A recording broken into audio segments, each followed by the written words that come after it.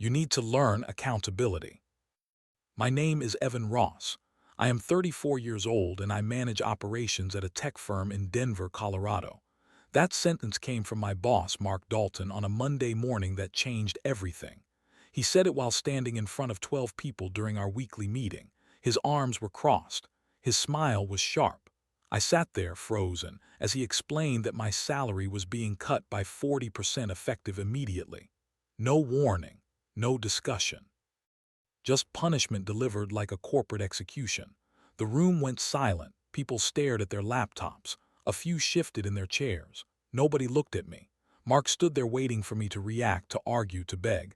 I did not give him the satisfaction. I just nodded slowly, stood up, and walked out. My hands were shaking, but my face stayed calm. Inside, I was burning. I had worked overtime for 3 years. I built systems that saved the company millions. I trained half the staff. And this was my reward. As I sat in my car in the parking lot, staring at the steering wheel, one thought kept repeating in my mind. You will regret this, Mark. I drove home in silence. No music, no phone calls, just the hum of the engine and the weight of humiliation pressing down on my chest. When I got to my apartment, I sat on the couch and stared at the wall for an hour. My rent was due in 2 weeks. My savings were thin. I had bills stacked on the kitchen counter. The pay cut was not just an insult. It was a trap. Mark wanted me to quit. He wanted me to break, but I was not going to give him that either. I opened my laptop and started writing. Every project I had led, every cost-saving proposal I had submitted, every idea that Mark had stolen and presented as his own. I wrote it all down. My fingers moved fast across the keyboard. By midnight, I had a list of 12 major initiatives that Mark had taken credit for, 12 wins that belonged to me. The rage I felt earlier started shifting into something else. Clarity, focus, a plan. If Mark wanted to teach me a lesson, fine. But I was about to teach him one he would never forget. The next morning, I went back to work. People avoided me in the hallways. A few gave sympathetic looks. One guy patted my shoulder without saying anything. Mark was in his office with the door closed. I did not knock. I went to my desk, logged into my computer, and started working like nothing had happened. But everything had changed. I was not working for the company anymore. I was working for myself. During lunch, I sat in my car and made a list of everyone I trusted. 2 names came to mind, Lena from HR and Jordan from logistics. Both of them had complained about Mark before. Both of them were smart, loyal, and underpaid. I texted them separately. Can we meet tonight? Something important. They both said yes. That evening, we met at a diner on the edge of town, the kind of place with cracked vinyl booths and coffee that tasted like burnt water. Lena arrived first. She looked nervous. Jordan came 5 minutes later. He ordered pie. I did not waste time. I told them what Mark had done. I told them what I was planning. I am starting my own firm, I said. I want you both in. Lena looked at me like I had lost my mind. Evan, he will destroy you. Maybe, I said, but I would rather go down fighting than stay here and let him keep stomping on me. Jordan leaned back in the booth, arms crossed. What kind of firm? Logistics software, I said. Automation. The same systems I have been building for Mark, except this time I own it. Lena shook her head. You cannot just take company projects, and I am not taking anything, I interrupted. Every idea I had, I documented before I ever showed it to Mark. I have timestamps, I have drafts, I have proof that it was mine first. Jordan smiled. So you have been planning this? Not until yesterday, I said, but yeah, now I am planning it. We sat there for a long time. Lena kept saying it was too risky. Jordan kept asking questions about funding, clients, timelines. By the end of the night, Lena said she needed time to think. Jordan said he was in. We shook hands in the parking lot. It felt like the first real decision I had made in years. I drove home feeling lighter, not happy, just less crushed. The next week, Mark started watching me. I could feel it. He would walk past my desk more often than usual. He would ask random questions about what I was working on. He started assigning me meaningless tasks, filing reports, organizing spreadsheets.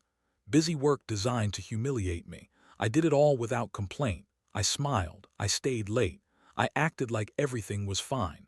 But at night, I was building something else. I had rented a small garage space across town. Jordan and I met there after work. We set up 2 desks, a whiteboard, and a coffee maker that only worked half the time. We called it Atlas Logistics AI. The software was based on an old proposal I had written 2 years ago. Mark had shelved it, said it was too expensive to build, but I knew it worked. I had run simulations. I had tested prototypes. It was good, better than good. It could save companies millions in warehouse routing costs. We worked until 2 in the morning most nights. Then I would go home, sleep for 4 hours, and show up at Mark's office like nothing was happening. It was exhausting, but it felt right. One night I got an email that was not meant for me. It was forwarded by mistake from Mark's assistant. The subject line said Nexitech Review. I opened it. It was an internal memo from Nexitech Industries, the company's biggest client. They were unhappy. Delivery times were up. Costs were up. They were considering switching vendors. The memo blamed poor management. It did not name Mark directly, but it did not have to. I read it 3 times. Then I forwarded it to myself and deleted the original from my inbox. This was it. If Nexitech left, Mark would fall. The company would panic. The board would ask questions. I did not have to do anything. I just had to wait, but waiting was harder than I thought. 2 days later, Mark called a meeting. He stood in front of the team and said we needed to work harder, be more accountable. He looked directly at me when he said it. I just nodded. That night, Jordan asked me what I was thinking. I told him about the email. He smiled. So we just wait. Yeah, I said, we just wait. But waiting did not last long. The next week, Lena called me. She sounded panicked. Evan, Mark is spreading rumors about you. He told HR you are being investigated. For what? I do not know. He just said you have been acting strange, losing focus. I felt my stomach drop. This was not just professional. This was personal. Mark was trying to destroy me before I could even leave. The next day, HR called me in. I walked into the small, windowless office expecting the worst. The HR director, a woman named Patricia, sat across from me. She looked uncomfortable. Evan, we have received some concerns about your recent behavior. What concerns? She hesitated. Mark mentioned that you might be struggling mentally, that you have been distracted. I stared at her. This is character assassination. She did not disagree. She just said they wanted to make sure I was okay, that I could take personal leave if I needed it. I stood up. I am fine, I said, and I am not taking leave. I walked out. My hands were shaking again, not from fear, from rage. Mark was not just cutting my pay. He was trying to erase me. That Friday, my paycheck hit. The cut was real, 40% gone. I sat in my apartment staring at my bank account. My rent was due in 3 days. I had enough to cover it barely. But after that, I was running on empty. I thought about calling my parents, thought about asking for help, but I did not. Instead, I sat there surrounded by old prototypes from projects I had worked on at the company, half-finished ideas, concepts Mark had rejected. I picked one up, a logistics routing algorithm, and stared at it. This was mine, not his. That night, Jordan called. If you are really going to do this, I am in, all the way. I felt something break inside me, not in a bad way, in a way that felt like relief. We met at the garage an hour later. He brought cheap beer. We toasted to building something worth bleeding for. It was the first time in weeks that I felt hope. Not certainty, just hope, and that was enough. We worked every night for the next 2 weeks. The software was coming together. We called it Atlas Logistics AI. It automated warehouse routing using predictive algorithms. It was fast. It was clean. It was everything Mark had said was impossible. Jordan handled the back-end coding. I handled the interface and client pitches. We tested it on fake data sets. It worked. Then we tested it on real data from public sources. It worked better. We started sending demo pitches to small companies under fake names. Most ignored us. A few said no. Then one said yes. It was a local distribution center, small operation. They agreed to a 1-month trial. I could barely breathe when I signed the contract. This was real. We installed the software on a Friday. By Monday, their routing times had dropped by 18%. The manager called me personally.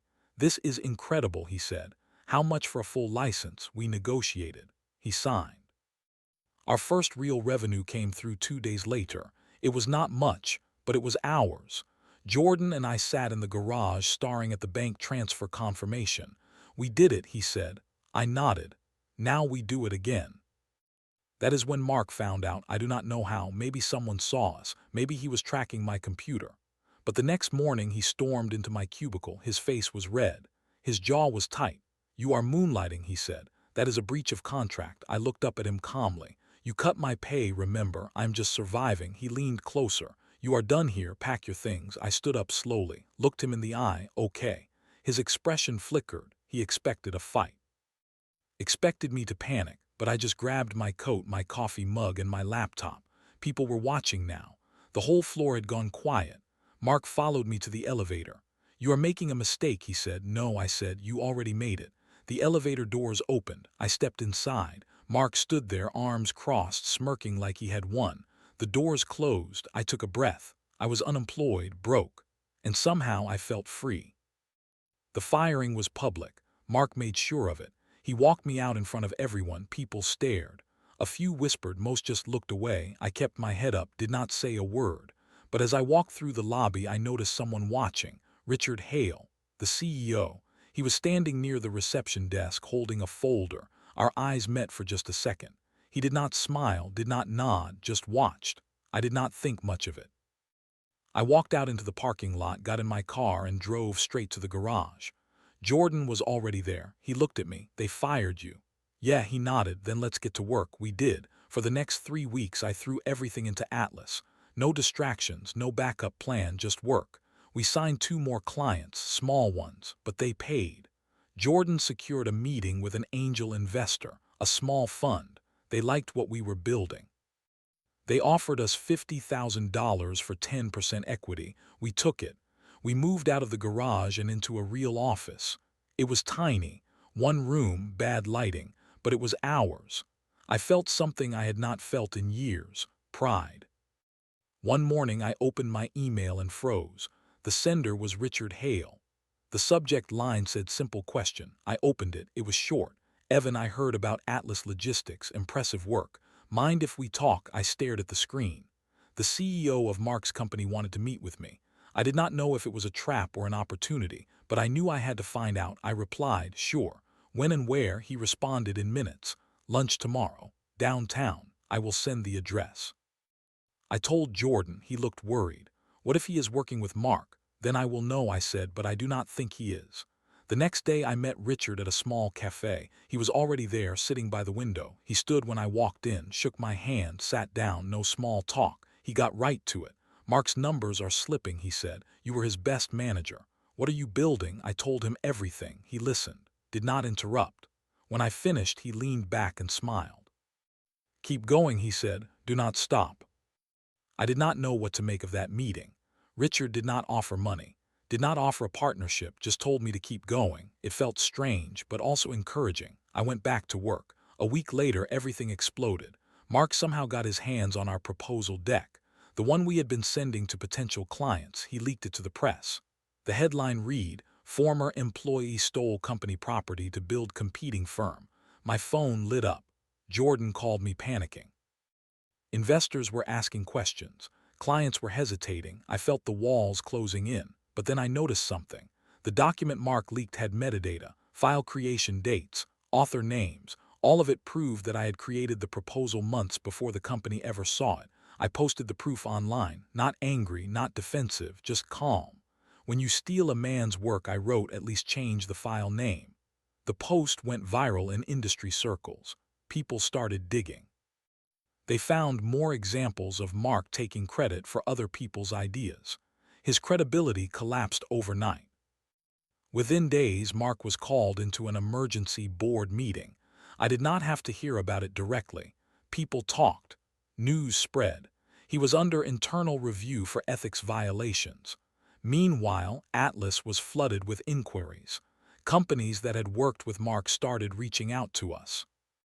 They wanted to know what we were building. They wanted demos. We could barely keep up.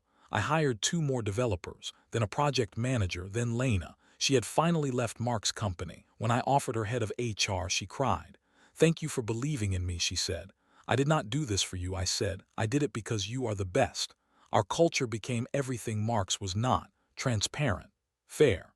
People worked hard because they wanted to, not because they were afraid. I felt peace for the first time in years. Not happiness, just peace. And that was enough. Then Mark tried one more thing.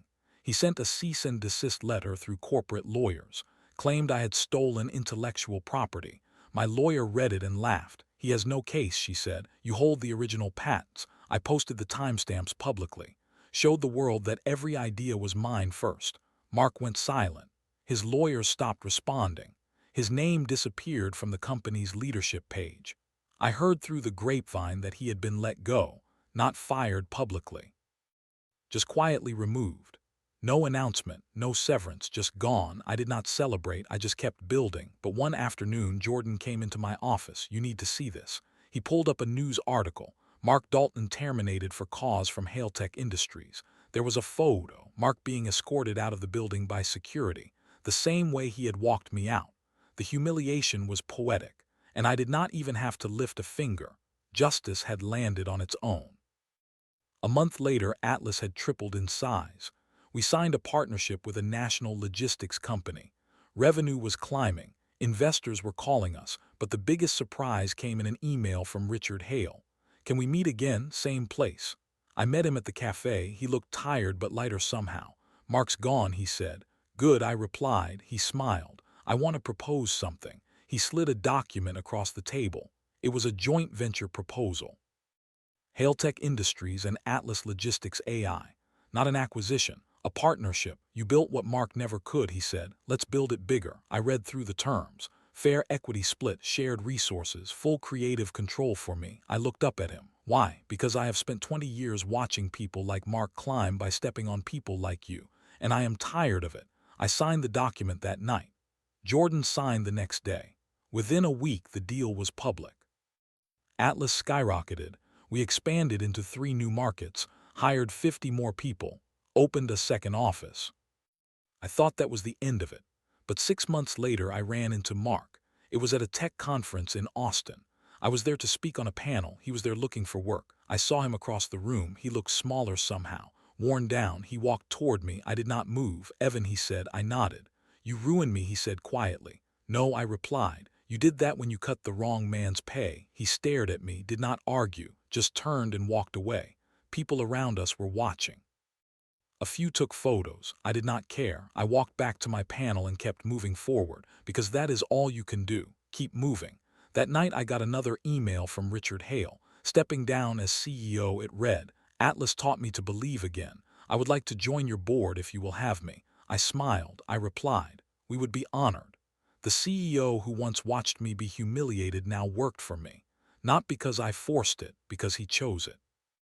A year later, I stood in the new Atlas headquarters. 3 floors, floor-to-ceiling windows, 200 employees. I walked through the building watching people work, laughing, collaborating, building something real. Lena ran HR like a machine. Jordan led product development. Richard advised on strategy. We were not perfect, but we were honest, and that made all the difference. One afternoon, I got a message from an unknown number. It was short. You won. Congratulations. I did not recognize the number, but I knew who it was, Mark. I did not respond. There was nothing to say. I had not won because I destroyed him. I had won because I built something better, something that did not need revenge to stand tall. That night I sat in my office alone. The city lights glowed outside. I thought about that Monday morning when Mark stood in front of me and said I needed to learn accountability. He was right. I did learn, just not the lesson he thought he was teaching. People ask me sometimes how I moved on so fast, how I went from getting fired to running a company in less than 2 years. I tell them the truth. It was not fast, it was brutal. There were nights I did not sleep. Nights I thought I would lose everything. Nights I questioned if I was doing the right thing, but I kept going. Not because I was confident, because I did not have a choice. When someone tries to break you, you have 2 options. Let them, or prove they picked the wrong person. I chose the second one, and it cost me friendships, sleep, peace of mind. But it also gave me something I never had before, control. Not over other people, over my own life. That is what Mark never understood. Power is not about controlling others. It is about owning your own choices, your own work, your own future. He spent years taking credit for other people's ideas. I spent years building my own. In the end, that was the difference. Atlas kept growing.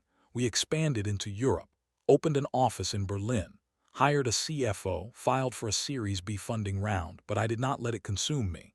I learned to delegate, to trust my team, to step back when I needed to. I started hiking on weekends, picked up running, read books that had nothing to do with business.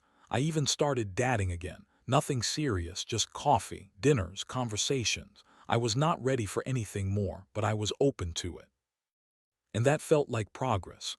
One Sunday morning, I got a call from my mom. She had been worried about me for months after the firing. But now she sounded happy. "I'm proud of you," she said. "I know it was hard, but you did it." "Thanks, Mom. I wish your father could see this. He would be so proud." I smiled. "Me too." We talked for an hour. When I hung up, I felt something I had not felt in years. Contentment, not joy, not excitement, just quiet contentment, and that was enough. Jordan and I were sitting in the office one evening going over quarterly numbers. Revenue was up, retention was high. We were on track to be profitable within 6 months. "You ever think about what would have happened if Mark had not cut your pay?" Jordan asked. I thought about it. Honestly, I probably would have stayed. I would have kept my head down, kept working for him, kept letting him take credit, and I would have been miserable. "So in a way, he did you a favor." I laughed. "Yeah. In the worst way possible, but yeah." We sat there in silence for a while. Then Jordan said something I did not expect. "I am glad you dragged me into this." "Me too." We closed the laptops and headed out. The office was quiet. Everyone had gone home. As I locked the door, I looked back at the space we had built. It was not perfect, but it was ours, and that made it worth everything. A few months later, I was invited to speak at a business conference in Denver, the same city where Mark had humiliated me, the same city where I had started Atlas in a rented garage. I almost said no, but Lena convinced me. "You need to tell your story," she said. "People need to hear it." So I agreed. The day of the event, I stood backstage waiting for my name to be called. My heart was pounding, not from fear, from anticipation. When I walked onto the stage, the room was full. Hundreds of people. The lights were bright. I could not see faces, but I could feel the energy. I told my story, not the sanitized version, the real one, the pay cut, the humiliation, the planning, the fear, the fight. When I finished, the room was silent. Then someone started clapping, then another, then everyone. I stood there, microphone in hand, feeling the weight of everything I had carried finally lift. I did not cry, but I wanted to. After the conference, people came up to me, shared their own stories. Some had been fired, some had been betrayed, some were just starting out and did not know if they could make it. I told them all the same thing. You can. It will not be easy. It will not be fast. But if you keep moving forward, you will get there. One man, probably in his 50s, shook my hand. "Thank you," he said. I needed to hear that. I nodded. We all do. That night I sat in my hotel room looking out at the city. The lights stretched for miles. I thought about Mark, wondered where he was, what he was doing, if he ever thought about me. Then I realized something. It did not matter. He was not part of my story anymore. He was just a chapter, a hard one, but a chapter. And I had moved on to better ones. 2 years after the firing, Atlas was acquired, not by a competitor, by a Fortune 500 company that wanted to integrate our software into their global logistics network. The deal was worth $200 million. I kept 30% equity. Jordan kept 20. Lena and the early team split 10. The rest went to investors and employees. When the paperwork was signed, I sat in the conference room staring at the number. It did not feel real. Jordan leaned over. "We did it." "Yeah," I said, "we did, but the money was not the victory. The victory was knowing that we had built something that mattered, something that worked, something that people valued." That night we threw a party at the office. Everyone came, employees, investors, even Richard Hale. We toasted to hard work, to loyalty, to never giving up. And as I looked around the room, I realized something. This was my family now, not by blood, by choice. A month after the acquisition, I got a letter in the mail. No return address. Just my name and address written in careful handwriting. I opened it. Inside was a single sheet of paper. It said, "You were right. I was wrong. I am sorry." It was not signed, but I knew who it was from. Mark. I read it twice.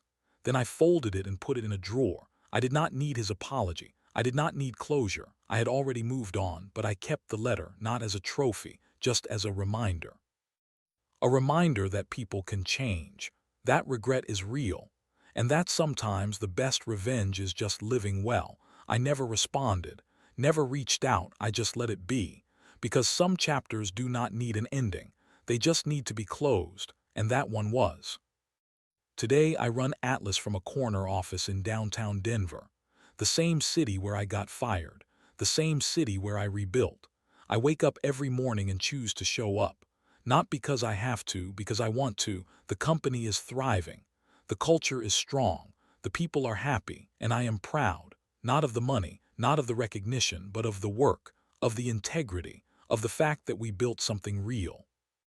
Sometimes I think about that Monday morning when Mark stood in front of me and said I needed to learn accountability. He was right. I did learn. I learned that accountability is not about punishment. It is about ownership, owning your mistakes, owning your growth, owning your future. Mark tried to teach me a lesson, and I learned one, just not the one he intended. I learned that when someone tries to break you, you have a choice. You can stay broken, or you can rebuild stronger. I chose the second one, and it made all the difference.